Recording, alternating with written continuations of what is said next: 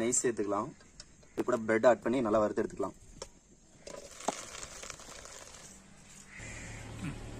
பாத்திரத்தை வச்சுக்கலாம். Oil add பண்ணிடலாம். கடுகு ஆட் பண்ணிடலாம்.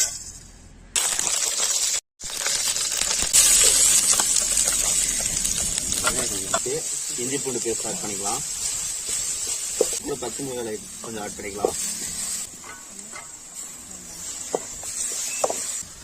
மல்லித்தூள், மிளகாய்த்தூள், கரம் மசாலா கொஞ்சம் ஆட் பண்ணிக்கலாம்.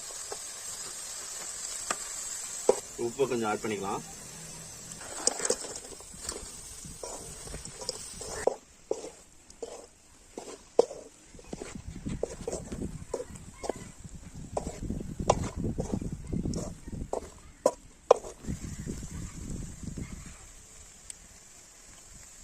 மல்லித்தூள் நல்லா ஃப்ளேவர் கொடுக்கும்.